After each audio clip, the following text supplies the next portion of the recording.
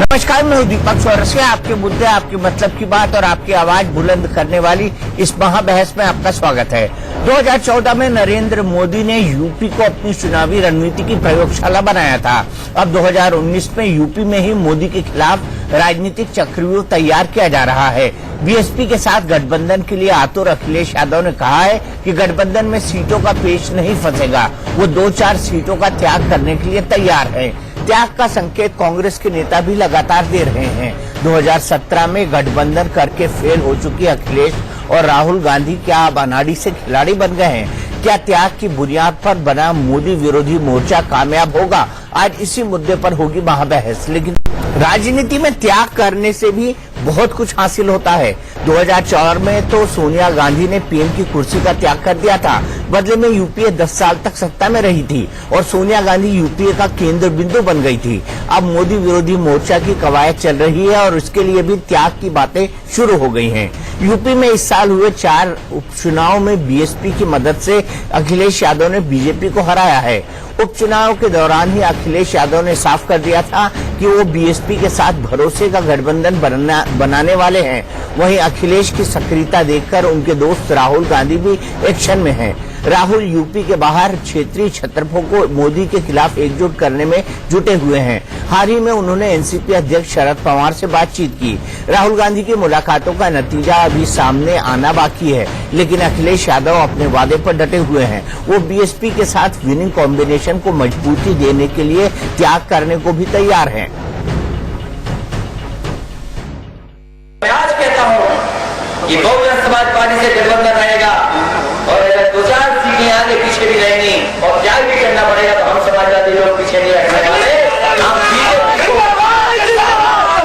या बहुत नीचे लाने का काम करेंगे। समाजवादी पार्टी का निर्णय उन्हीं को लेना है। उसके वो कितनी सीट पर चुनाव लड़ेंगे इसका निर्णय ना कांग्रेस ले सकती ना बसपा। ये निर्णय उनका है और ये उनके विवेक पर छोड़ देना चाहिए। क्या कांग्रेस जो है त्याग करने के लिए तैयार?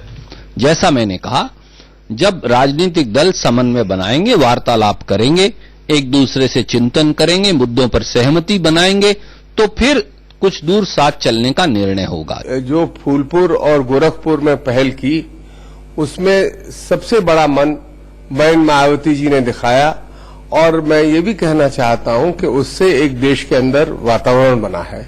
इसलिए पहले कुमारस्वामी साहब, चौटाला साहब और विपक्ष के बहुत बड़े बड़े और नाम भी बहन मायावती जी की इस पहल का स्वागत कर रहे हैं। मैं समझता हूं बहन जी इसको पूरे उसकी निर्णायक परिणति तक ले जाएंगी। एनडीए में हाल ही के दिनों में फूट और नाराजगी तेज हुई है। ऐसे में विपक्ष को लग रहा है कि एनडीए से नाराज दलों को अगर एकजुट कर लिया जाए तो 2019 में मोदी को हराया जा सकता है। हालांकि बीजेपी को अभी भी यही लग रहा है कि मोदी विरोधी मोर्चा कामयाब नहीं होगा। बीजेपी भी गठबंधन कर रही है। बीजेपी भी, मतलब हम लोग भी गठबंधन के आधार पर ही चुनाव लड़ेंगे। हमारे उनसे ज्यादा दल हमारे साथ हैं। आमने सामने आएगा जब रथ जब चलेगा 19 का, जिस रथ पर अमित शाह मोदी जी हों और हनुमान रूपी कार्यकर्ता उत्तर प्रदेश की उस रथ पर बैठेंगे, जिस समय किसी की हिम्मत हुआ रथ को रोक लेगा। महागठबंधन तो चुनाव के पहले ही धराशायी हो जाएगा।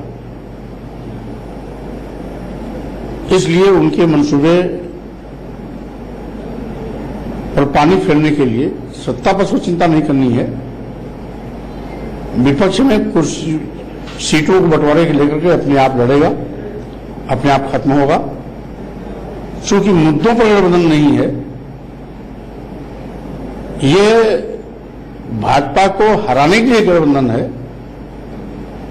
जबकि आज भाजपा मुद्दों के साथ देश की जनता के साथ खड़ी है।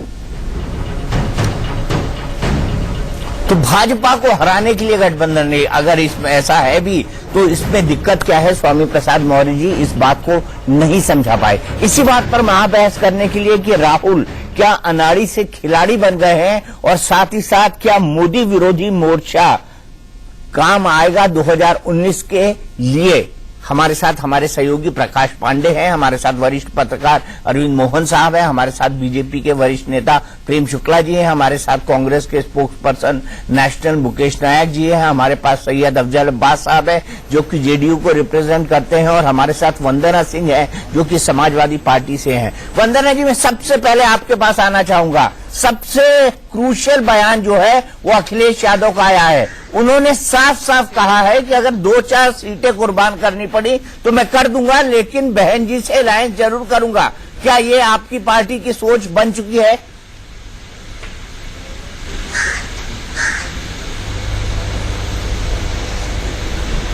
देखिए, हमारी पार्टी की और महागठबंधन की सोच ये है कि इस सांप्रदायिक पार्टी को बाहर रखने के लिए हम लोग एकजुट हैं और हम में समझौता है और उसमें हम अटल हैं अपने फैसले पे।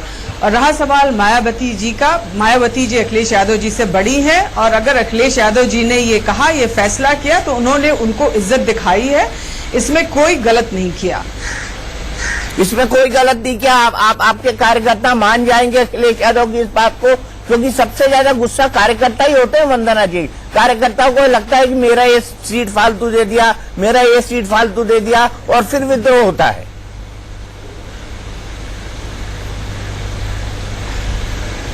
देखिए, अगर अखिलेश यादव जी ने यह फैसला लिया है तो बहुत सोच समझ के ही लिया होगा। अब वो पार्टी के मुखिया हैं और उनका फैसला आखिरी फैसला होता है। और अखिलेश यादव जी जो हैं बहुत ही मैच्योर्ड पॉलिटिशियन हैं, वो ऐसा कोई फैसला नहीं करेंगे जो पार्टी के खिलाफ हो और कार्यकर्ताओं के खिलाफ हो। मुकेश नायक जी, सीधा सवाल आपसे, क्या इसी तरह की त्याग की भावना रखकर कांग्रेस भी गठबंधन करने को तैयार होगी?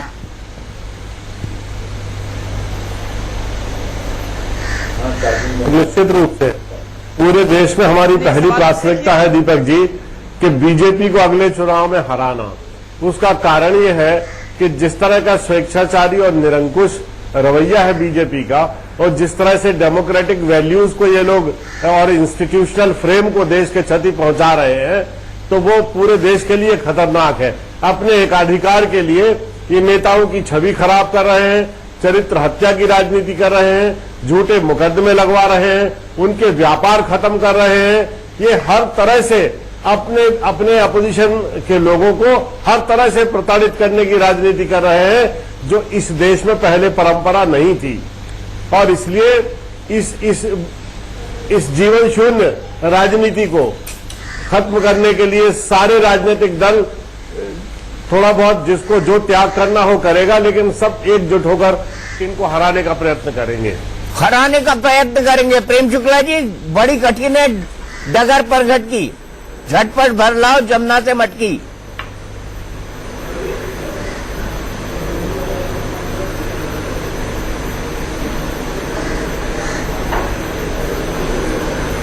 प्रेम शुक्ला जी, आवाज आ रही है? वरना अभी तक मटकी भर रहे थे आप।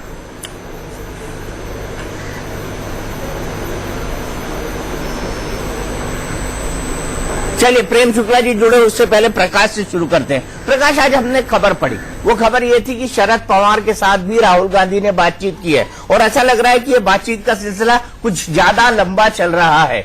ऐसा क्यों है कि ये बातचीत लंबी हो रही है, और ऐसे किस तरह के गाइडेंस शरद पवार राहुल गांधी को दे रहे हैं? क्योंकि शरद पवार को अनुभव बांटने के लिए बहुत कुछ है।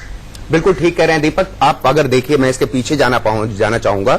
पिछले सितंबर के बाद से जो है बिल्कुल पवार साहब ने अपना एकदम से वक्तव्य देना शुरू किया कि राहुल जो है बहुत मैच्योर पॉलिटिशियन होते जा रहे हैं, और उसके बाद से जो है राहुल गांधी लगातार पर्सनल लेवल पे जो है पर्सनल टच था वो देना उन्होंने शुरू किया, लगातार पवार साहब से मिलना शुरू किया।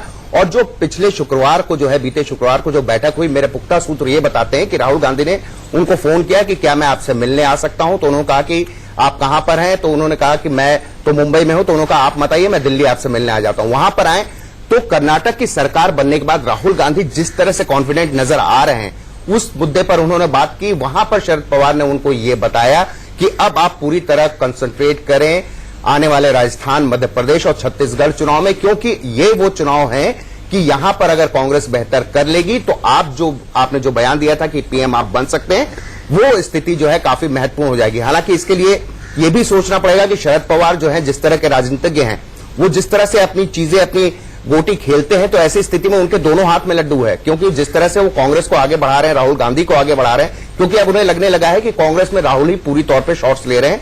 सोनिया गांधी से कई दफा बिना पूछे भी वो कई चीजें कर रहे हैं, और जिसका उदाहरण कई दफे सामने देखने को आया। तो ऐसी स्थिति में राहुल गांधी अगर व्यक्तिगत रूप में उनसे मिल रहे हैं तो उनसे जो है उनको राय मशवरा देना चाहिए। और यहां तक कि राहुल गांधी ने उनसे कहा कि मध्य प्रदेश में अगर आप चाहें तो गोंदिया और भंडारा के बगल वाली जो सीट है वो हम आपको देने को तैयार है। उन्होंने कहा कि नहीं, आप बीएसपी और एसपी से भी बात करिए, सबसे, और एक सब कोई मिलकर अगर लड़ेंगे तो तभी स्थिति होगी। ये वही शरद पवार है जिससे ममता बनर्जी जो है लगातार राहुल गांधी को लेकर जो है बहुत पॉजिटिव नहीं रहती, लेकिन वो ममता बनर्जी जब आई तो सीधे केवल शरद पवार से मिली। तो ऐसी स्थिति में शरद पवार को अब ये लगता है कि उनकी स्थिति ऐसी है कि अगर कांग्रेस अच्छा करती है तब तो बहुत ही अच्छा है, और नहीं तो कुछ ऐसी स्थिति अगर बन जाए तो तीसरे मोर्चे की जो बात होती है तो वो सबके लिए एक्सेप्ट करने वाले एक नेता के तौर पर उभर सकते हैं। ऐसी स्थिति में उन्होंने जो है शरद पवार में वो ख्वाहिश अभी भी जिंदा है, अभी भी जिंदा है। चलते चलते हो सके तो हो सकता है कि हम चाहते हैं कि वो शतायु हो, लेकिन एक बार कुर्सी जरूर बैठे। एक चीज और मैं आपको बता दूं दीपक जी कि आज जो है उनके खास सिपह सलाह डीपी त्रिपाठी जो है एनडीए में जो नाराज नेता लोग हैं उनसे भी लगातार मुलाकात कर रहे हैं, लगातार बातचीत कर रहे हैं। और इस वक्त पटना में जो है लंच चल रहा है डीपी त्रिपाठी का नीतीश कुमार के आवास पर, सरकारी आवास पर, जहां पे मीडिया को नहीं बुलाया गया। और वो ये था लेने गए हैं वहां पर कि नीतीश जिस तरह से पिछले दिनों बयानबाजी कर रहे हैं, कहीं ना कहीं नजर आ रहा है कि बीजेपी से उनका मोह भंग है। तो भविष्य में वो क्या रणनीति ले सकते हैं, हो सकता है वो पवार साहब की कोई बात लेकर गए हो और कोई बातचीत भी उनकी करवाएं। तो आप अंदाजा लगा सकते हैं कि पवार इस वक्त कितने ज्यादा फॉर्म में आ चुके हैं। आज जिस तरह से उन्होंने बयान दिया मुंबई में कि ये जो प्रधानमंत्री की हत्या की साजिश वाला पत्र है, ये भी कहीं ना कहीं सिंपैथी लेने की बात है। तो एकदम से पिछले 7-8 महीने में पवार जो है बहुत ज्यादा एक्टिव हो गए हैं, और कहीं ना कहीं राहुल को इस तरह से देखा जा सकता है कि वो मैच्योर हो गए कि अब जो पिछले 10 साल तक यूपी की सरकार रही उसमें पवार से साफ तौर पर मैंने भी पूछा कि कभी आपकी मुलाकात होती, कोई बातचीत होती हो, तो बहुत नेगेटिव नजर आते थे पवार। अब वही पवार ऐसे हैं कि जो राहुल की तारीफ करते हैं। यहां तक कि जब राहुल ने कर्नाटका चुनाव में उनसे सवाल पूछा गया कि क्या आप प्रधानमंत्री बन सकते हैं, तो उनके पार्टी के माजिद मेमन ने उनके खिलाफ बयान दे दिया था। तो माजिद मेमन को पवार साहब ने खुद बहुत स्नब किया कि आप केवल अपनी वकालत करें, आप पॉलिटिक्स की बातों में कोई भी रिएक्शन नहीं देंगे। तो आप अंदाजा लगा सकते हैं कि कहीं ना कहीं राहुल मैच्योर हो रहे हैं, और उनको पवार को भी ये लगता है कि ये एक ऐसी गोटी है कि जो हर स्थिति में उनके लिए फिट बैठ सकती है। अफजल अब्बास साहब, मुझे ये बताइए कि क्या आप एनडीए से अलग होने वाले हैं? साफ साफ जवाब दीजिएगा, दो टूक। इतने नखरे हैं, इतनी प्रॉब्लम है, इतनी दिक्कतें हैं, लेकिन फिर भी बने हुए हैं आप।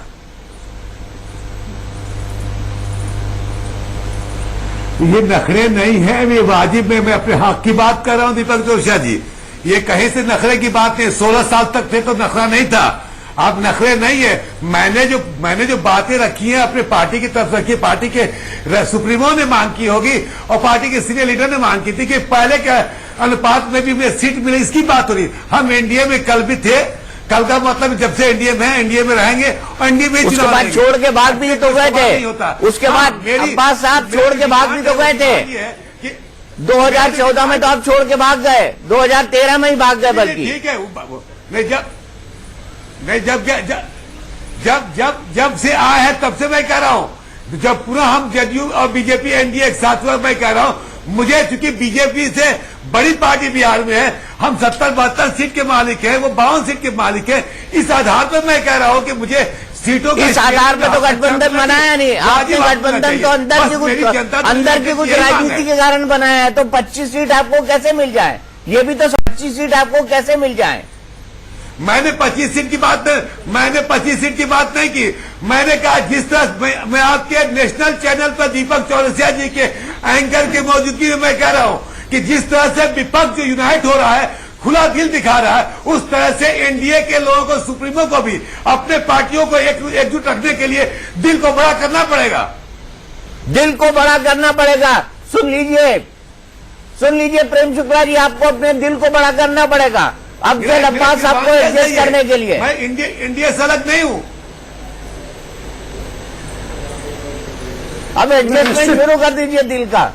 निश्चित हमारा दिल बड़ा है, और हमारा दिल बड़ा होने के नाते हम दिल हमारा बड़ा है और अच्छा खासा बड़ा है, और अपने साथियों को समाविष्ट करने में तो हमारा दिल बहुत ही बड़ा है। जीती हुई और हम तो बिहार में 40 की 40 सीटें कैसे जीती जाएं, राष्ट्रीय जनतांत्रिक गठबंधन सारी सीटें कैसे जीते, उस पर हम काम करेंगे। तो उसमें 25 निश्चित सीटें रूप दे से देंगे मुझे नहीं इनको। लगता कि सीटों का बंटवारा जो है किसी प्रकार का अड़चन आएगी उसमें। 25 सीटें दे और देंगे भारतीय इनको। जनता पार्टी प्रेम आदरणीय शुक्ला नरेंद्र मोदी जी के प्रेम शुक्ला नेतृत्व बड़ा में, सीधा सवाल, आदरणीय नीतीश कुमार 25 जी के सीटें दे देंगे नेतृत्व में, इनको। मैंने कहा 40 की 40 सीटें एनडीए की होंगी। नहीं, 40 से 40 सीटें जेडीयू को दे 40 की दीजिए। 40 सीटें एनडीए जीतेगा, हम ये काम करेंगे। नहीं, 40 से 40 सीटें एनडीए को जेडीयू को दे दीजिए। नहीं, 40 की 40 सीटें मांग रहे हैं ना। जेडीयू की और आप कह रहे हैं आपका दिल बड़ा है, मैंने ये कहा तो इसका 40 पहले कर दीजिए। दीपक सुरेश जी, नहीं, वो हमारे ही लोग होंगे ना। जेडीयू के लोग जीतेंगे तो एनडीए के ही होंगे। इसीलिए तो छोड़ दो। जेडीयू के लोग जीतेंगे, हमारे होंगे, हमने कोई भेद नहीं रखा है। इसीलिए तो छोड़ दो। अरविंद मोहन जी कह रहे हैं इसीलिए छोड़ दो। दिक्कत क्या है? वो भी आपके हैं, आपके भी आपके। ऐसी स्थिति में तो इनके पास नहीं, ठीक है अरविंद मोहन जी, हमारे यहाँ सीटों का बंटवारा निश्चित सीटों का बंटवारा कोई हमारे लिए जो है संकट नहीं होगा, इसकी चिंता न करें। लेकिन ये इतने सारे जो इकट्ठे हो गए हैं आपके खिलाफ, आपको डर नहीं लगता इनसे?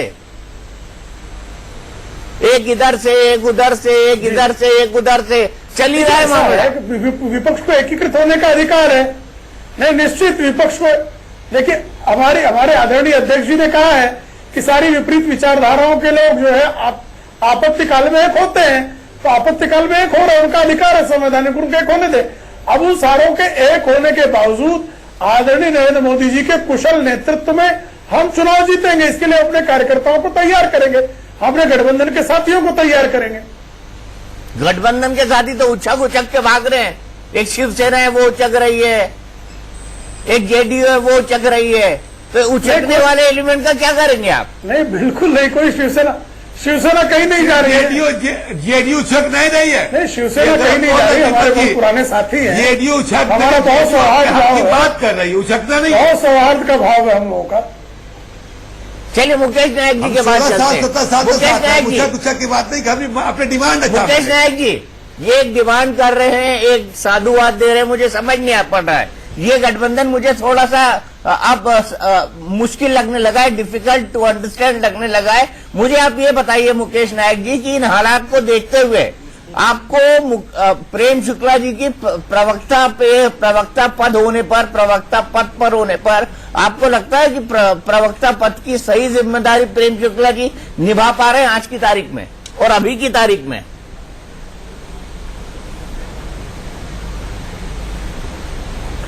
नहीं, प्रेम शुक्ला जी पर कोई व्यक्तिगत कमेंट तो मैं नहीं करूंगा, मेरे मित्र हैं। बस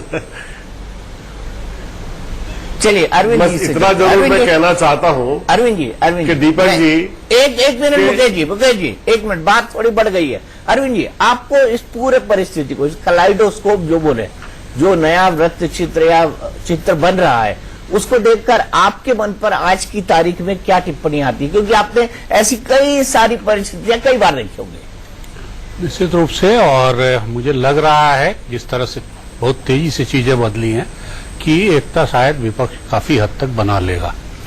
और एक गणित पॉलिटिक्स में, चुनावी पॉलिटिक्स में अर्थमेटिक्स से भी चलता है और एक केमिस्ट्री से भी चलता है। पिछली दफे केमिस्ट्री पूरी तरह नरेंद्र मोदी के हक में थी और एक माइंड गेम से भी चलता है, तो सब चीजें उनके हिसाब से होती गई और जितनी भी उम्मीद किसी ने भी लगाई उससे ऊपर सीटें मिली। इस बार नरेंद्र मोदी 5 साल 4 साल पुराने होंगे, अभी 4 साल पुराने हैं, 5 साल पुराने होंगे, और मुझे लगता है कि कुछ ज्यादा ही बोल गए हैं, ज्यादा वादे कर गए हैं, ज्यादा चीजें बोल गए हैं। परफॉर्मेंस उस हिसाब से नहीं हुआ है, तो ये अपोजिशन को एक दूसरा मौका भी दे रहा है संख्या के गणित के अलावा, कि डर और ये दोनों चीजें कि परफॉर्मेंस सरकार का कमजोर है, तो ये दोनों चीजें मिला जुला के मुझे लगता है कि काफी मुश्किल लड़ाई बीजेपी के लिए होने वाली है। और जैसे ही बीजेपी थोड़ा नीचे आई है पॉपुलैरिटी में भी और चुनाव बाई इलेक्शन हारने में भी, आप बहुत साफ देख रहे हैं कि जो एनडीए के पार्टनर्स हैं उनका व्यवहार बदला है बहुत तेजी से। और जो कल तक काम डांट डपट से और आंख दिखाने भर से हो जाता था, अब दौड़ दौड़ के जाके सबसे बात करना, बड़े प्यार से बात करना, बड़े प्यार से समझाना, इसकी जरूरत बीजेपी को होने लगी है। अब तक इतने डेमोक्रेटिक ढंग से बातचीत करना एनडीए के अंदर मैंने नहीं देखा था। तो ये सब जो छोटी पार्टियां भी हैं उन सब का व्यवहार बदला है बीजेपी का भी व्यवहार बदला, बीजेपी भी अपने को संभालने की कोशिश निश्चित रूप से करेगी, संभव है नए पार्टनर्स भी ढूंढने की कोशिश करे, लेकिन अब की लड़ाई मुश्किल होगी। खास तौर से उत्तर प्रदेश में अगर अलायंस हो जाता है तो वो सारी पॉलिटिक्स को बदलने की पॉसिबिलिटी उसमें है। उत्तर प्रदेश के अलायंस पे पॉसिबिलिटी है। मुकेश नायक जी, आप कुछ जोड़ना चाहते हैं क्विकली, फिर मुझे ब्रेक पर जाना है। देखिए दीपक जी, मैं ये कहना चाहता हूं, जैसा अभी वरिष्ठ पत्रकार महोदय ने बड़बोलेपन के विषय में कहा कि ज्यादा बोल गए और ज्यादा आश्वासन दे दिए, एक बड़ा मुद्दा बन गया। दूसरा सबसे बड़ा मुद्दा है देश में जो बहुत ज्यादा इवेंट बीजेपी की सरकार ऑर्गेनाइज करती है राज्यों में और केंद्र में। राज्य में दीपक जी जहां जहां इनकी सरकारें हैं, इतने ज्यादा बड़े पैमाने पर ये इवेंट ऑर्गेनाइज करते हैं और इतने बड़े पैमाने पर सरकारी साधनों का दुरुपयोग करके लोगों को ढो ढो कर लाते हैं कि लोग इनसे बिल्कुल बोर हो चुके हैं, लोग परेशान हो चुके हैं। इस कारण भी तमाम चीजों के अलावा ये दो बहुत बड़े मुद्दे अगले चुनाव में होने वाले हैं। तो इसका मतलब साधन और संगठन में फिसड्डी कांग्रेस इस कारण से डर चुकी है, क्योंकि आपको लग रहा है कि इतने सारे लोगों को लेकर आ रहे हैं, इतने सारे लोगों को कम्युनिकेट कर रहे हैं, इतने सारे लोगों को बता रहे हैं, वो तो कहीं ना कहीं आपको अपनी लाचारी का एहसास तो होता होगा। दीपक जी, मैं ये कहना चाह रहा हूं कि सरकारी खर्चे पर ये पॉलिटिकल प्रोग्राम्स कर रहे हैं, अपनी ब्रांडिंग कर रहे हैं सरकारी खर्चे पर, जो लोगों को पसंद नहीं आ रहा है। लेकिन फिर भी 10 साल 15 साल से जीत रही है, ये भी ध्यान रखिए मुकेश नायक जी, 15 साल से जीत रही है। नहीं, अब तो परिवर्तन का समय है। शास्त्रों में भी कहा है कि 15 साल के बाद पत्थरों के आकार बदल जाते हैं। तो मध्य प्रदेश में भी परिवर्तन होगा, राजस्थान में भी होगा और छत्तीसगढ़ में भी परिवर्तन होगा। नहीं, पहले फिर आपको ये देखकर आना पड़ेगा कि नर्मदेश्वर और महाकालेश्वर के जो शिवलिंग है उनका क्या हुआ। फिलहाल एक लेते हैं ब्रेक के बाद भी हमारी बातचीत का सिलसिला जारी रहेगा। हम बात कर रहे हैं मैं खिलाड़ी तू अनाड़ी की, आखिर कौन खिलाड़ी बनता जा रहा है और कौन अनाड़ी गठबंधन के इस दौर में। क्या 2019 में मोदी हराओ मोर्चा कामयाब होगा? हम इसी के शेप पर बात कर रहे हैं, कैसे बनेगा ये मोर्चा, हम उसी मुद्दे पर बात कर रहे हैं और सीधे चलते हैं वंदना सिंह जी के पास। वंदना सिंह जी, मुझे ये बताइए कि बहन कुमारी मायावती जी साफ साफ बोल चुकी हैं कि इसके उनके लिए रिस्पेक्टेबल सीट 40 होंगी, तो 40 तो आपने एक तरफ रख दी, अब बाकी 40 में समाजवादी पार्टी भी हो गई, अजीत सिंह की पार्टी भी हो गई, महान दल भी हो गया, गैर महान दल भी हो गया, मतलब दल ही दल हो गए, कांग्रेस भी हो गई। तो कितने लोगों को सेटिस्फाई कर पाएगी समाजवादी पार्टी इस पूरे के पूरे इक्वेशन के अंदर?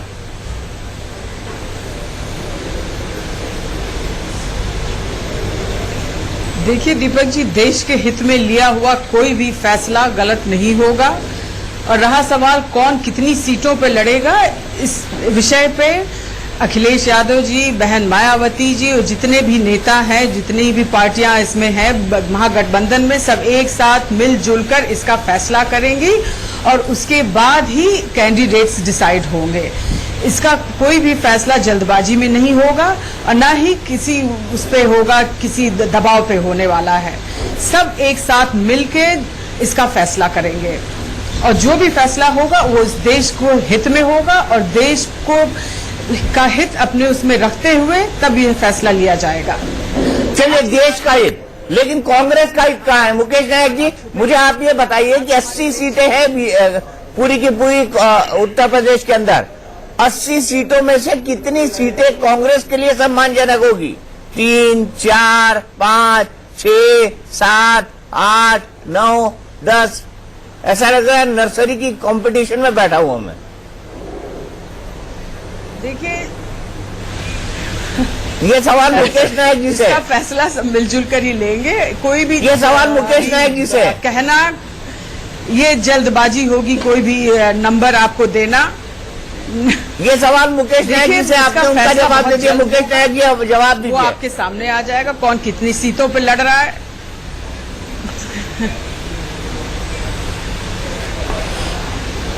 दीपक जी, मैं ये कहना चाहता हूं कि यूपी में कांग्रेस कमजोर है, हमें ये बात स्वीकार करना पड़ेगी।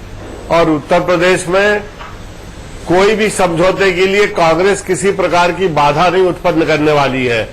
बीएसपी, समाजवादी पार्टी, दो बड़े राजनीतिक दल हैं बीजेपी के खिलाफ, वहां पर सबसे पहले ये बैठकर कांग्रेस के साथ फैसला कर लेंगे कि कौन कौन कितनी कितनी सीटों पर लड़ेगा। लेकिन ये सुनिश्चित बात है कि इस गठबंधन में कांग्रेस किसी भी प्रकार का कोई व्यवधान, कोई बाधा उत्पन्न नहीं करेगी। मतलब आपको अगर 2 सीट दें तो 2 सीटों पर भी मान लेंगे आप, इसका मतलब मैं ये निकालूं?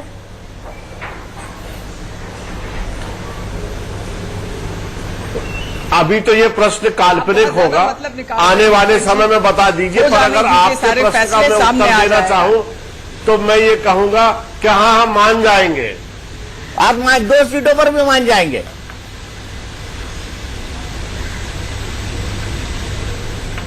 बिल्कुल मान जाएंगे। हम कोई गठबंधन में बाधा नहीं डालेंगे। हमारी पहली प्राथमिकता है भारतीय जनता पार्टी को सिंहासन से नीचे उतारने की। प्रेम शुक्ला जी, देखिए कितनी सहृदयता दिखा रहे हैं वो। उनका दिल आपसे भी बड़ा है। देश बचाओ जी, उनका दिल आपसे भी बड़ा है। देखिए सहृदयता जब मैं देखिए ऐसा, जब राहुल गांधी जैसा आपका कमजोर नेतृत्व हो, जब राहुल गांधी जैसा कमजोर नेतृत्व हो तो इस तरह से जो है लाचारी दिखानी पड़ती है। बहुजन समाज पार्टी के पास इस समय उत्तर प्रदेश में कोई सांसद नहीं है। इनके पास कम से कम रायबरेली और अमेठी की सीट है और 2009 के चुनाव में 21 सांसद हुआ करते थे इनके। तो इनके पतन की पराकाष्ठा तो साफ दिखाई दे रही है। लेकिन ठीक है, उनकी अपनी इच्छा है, वो शून्य से बिना किसी सीट पर चुनाव लड़े भी यदि गठबंधन करना चाहे तो उनका अधिकार है।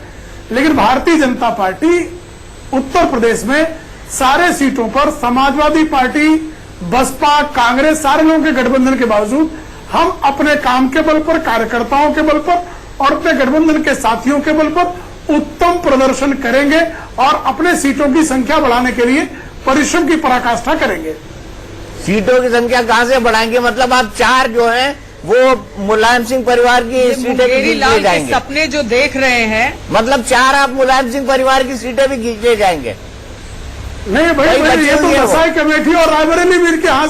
देखिए आजमगढ़ तो पिछली बार सिर्फ जो है इसलिए जीते थे कि समाजवादी पार्टी की सरकार थी। आपको ध्यान होगा आजमगढ़ में जीते किसके बल पे थे? प्रशासन के बल पर जीते थे। बदायूं किसके बल पे जीते थे? प्रशासन के बल पे जीते थे। मैनपुरी किसके बल पे जीते थे? प्रशासन के बल पे जीते थे। और आपने देखा ही है कि विधानसभा चुनाव में क्या दुर्गति को प्राप्त हुए हैं। 2 युवकों की जोड़ी को किस तरह से उत्तर प्रदेश की जनता ने नकारा है। तो उत्तर प्रदेश की जनता बहुत समझदार है, वो जानती है कि सपा बसपा केंद्र में जाने के बाद भी वो किसी न किसी खिचड़ी के आगे पीछे चलेगी। निश्चित हम पूरा प्रयास करेंगे। हम 73 जीते ना, तब तो कोई नहीं मान रहा था कि हम 73 जीतेंगे। 2014 में कौन मान रहा था कि हम 73 जीतेंगे? लेकिन हम 73 जीते ना, तो हम 80 का भी लक्ष्य जो है आप ही नहीं मान रहे थे भाई। अरविंद मोहन जी सही कह रहे हैं, आप ही नहीं मान रहे थे 73 जीत जाएंगे। आपने सपने में सोचा था आप 73 जीत जाएंगे। नहीं, हम तो तब भी मान रहे थे। आपको ध्यान होगा अमित शाह जी खुद बातचीत में मुझसे आप ही के शोले में बैठा था और आदरणीय मोदी जी का नाम जैसे ही घोषित हुआ, नहीं सुन तो लीजिए। अब आपने मुझसे कहा ना दीपक जी, आपको एक याद दिला दूं घटना। जिस दिन आदरणीय नरेंद्र मोदी जी का नाम घोषित हुआ बनारस से लड़ने का, तो मैंने आपसे कहा था ना काशी जो है हिंदुत्व का मक्का है और हिंदुत्व का चलना पक्का, हम पूरी 272+ सीटें पाएंगे। ये तब भी हमने कहा था, आपको याद होगा। तो हम तब भी मान रहे थे, आज भी मान रहे हैं और भविष्य का परिणाम भी यही दिखाएगा आपको कि जो अवसरवादी गठबंधन है उसकी बजाय विकासवादी जो गठबंधन होगा उसको जनता का जनादेश प्राप्त होगा। और आप ये पाएंगे कि मई 2019 में एक बार फिर सारे कयास जो हैं वो धराशायी हो जाएंगे। प्रकाश, मुझे एक लाइन में आप बताइए बिल्कुल स्पष्ट, क्या आपको प्रेम गुप्ता की बात का आज के तौर पर यकीन है? दीपक, अभी जो स्थितियां हैं उसमें लगता है कि विपक्ष जो है ये बाई इलेक्शन जीत के कॉन्फिडेंट बहुत ज्यादा हो गया और जिस तरह से सब बड़ा दिल दिखा रहे हैं एक दूसरे के साथ, शायद मोदी जी के लिए 2019 जो है मुश्किल होगा, क्योंकि अगर जिस तरह से एकजुट हो रहे हैं, केवल यूपी की ही बात ना करें, बिहार की ही बात ना करें, महाराष्ट्र में भी कल शायद राहुल गांधी वहां जाने वाले हैं, वो फिर से एनसीपी के साथ बैठक करेंगे और वहां पे और 2-3 जो एनसीपी कांग्रेस के अलावा 2-3 जो रीजनल पार्टीज हैं उनके साथ भी बैठ के घोषणा कर रहे हैं कि केवल लोकसभा इलेक्शन नहीं बल्कि जल्द ही जो विधानसभा इलेक्शन वहां होंगे तुरंत बाद में, उसके लिए भी जो है अभी से एक आधारिक तौर पर एक घोषणा कर दें कि हम सब कोई साथ साथ हैं, जिसका मैसेज वो देना चाह रहे हैं कि यूपी और बिहार के अलावा हम हर जगह साथ साथ हैं। तो ये मैसेज जो है इस तरह से जाएगा कि 2019 में शायद बीजेपी के लिए थोड़ी मुश्किलें होंगी। अरविंद मोहन जी, निश्चित रूप से अगर अपोजिशन एक होता है तो मुश्किल, खासतौर से बिहार और यूपी में फिर दोहरा रहा हूं कि अगर ये दो राज्य पलटे तो नरेंद्र मोदी के लिए दोबारा सत्ता पाना मुश्किल है, क्योंकि 50-60 सीटों का नुकसान लग रहा है इससे, और 50-60 सीटों की भरपाई का इलाका अभी नहीं दिखाई दे रहा। नए इलाकों में बीजेपी ने निश्चित रूप से अपने हाथ पांव पसारे हैं और अच्छा परफॉर्मेंस कर रही है, लेकिन वो परफॉर्मेंस बंगाल में कोई बड़ा रिजल्ट ले आ दे, उड़ीसा में कोई बड़ा रिजल्ट ले आ दे, अभी इसकी गुंजाइश कम दिखाई दे रही है। और यूपी बिहार में सिर्फ ये विपक्ष की पार्टियां एक साथ हो जाएं तो बड़ा नुकसान होगा बीजेपी को। अच्छा मुकेश नायक जी, अब ये कैलकुलेशन पे आते हैं। केरल पे आप है नहीं, तमिलनाडु में आप है नहीं, कर्नाटका में आपका क्या हाल हुआ आप सब जानते हैं। ऊपर आ जाइए तेलुगु देशम वाले, आंध्र प्रदेश में आप, आंध्र प्रदेश में टीआरएस वाले में आप है नहीं, तेलुगु देशम में आप है नहीं, कौन सा राज्य, तेलंगाना में आप है नहीं, माफ कीजिएगा, तेलंगाना में आप है नहीं। आगे और आ जाइए, मध्य प्रदेश, महाराष्ट्र, छत्तीसगढ़, आपकी क्या हालात है आप सब जानते हैं। ऐसे हालात में राहुल गांधी के प्रधानमंत्री पद के सपने देखना कहीं मुंगेरी लाल के हसीन ख्वाब की तरह तो नहीं है।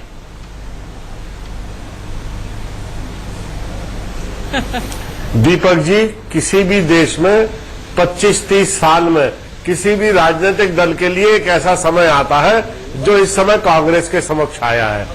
फिर भी हमने बहुत जल्दी अपने आप को फिर से तैयार कर लिया है पूरे देश में, फिर से कांग्रेस पार्टी लोगों का विश्वास अर्जित करने लगी है और फिर से देश की जनता को बीजेपी में और कांग्रेस में एक स्पष्ट अंतर दिखाई देने लगा है।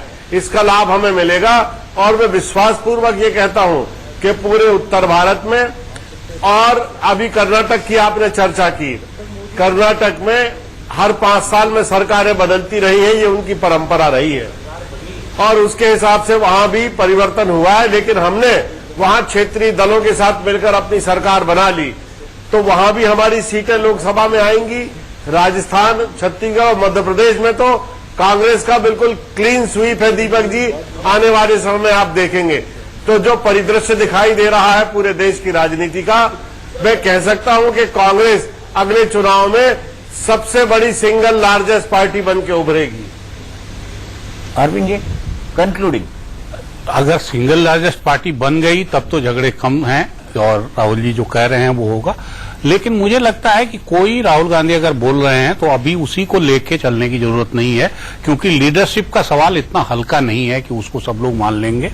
और दूसरा, सिर्फ मोदी विरोध और बीजेपी विरोध के नाम पे आप सबको एक कर लेंगे, ये भी मुझे लगता है कि अव्यवहारिक बात है। कहीं न कहीं आपको एजेंडा क्लियर करना पड़ेगा और साल भर का वक्त है जिसमें आपको ये बताना पड़ेगा मुल्क को कि हम ये चीज के लिए हमारी ऑल्टरनेट पॉलिसी ये है और नरेंद्र मोदी ये नहीं कर रहे हैं, ये सरकार नहीं कर रही, हम आएंगे।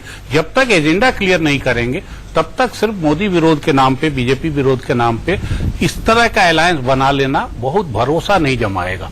चलिए, आप सबका बहुत बहुत शुक्रिया, आप सब लोग आए, हमसे बात की, लेकिन एक बात तय है कि जो लोग अभी तक राजनीति में नौसिखिए कहे जाते थे वो बिल्कुल मैच्योर होते जा रहे हैं और उस मैच्योर राजनीति का जो अगला अध्याय है वो हमको 2019 के लोकसभा चुनाव में देखने को जरूर मिलेगा और एक गठबंधन के साथ एक सशक्त चुनाव होगा, ऐसा फिलहाल दिखाई देता है। हमारे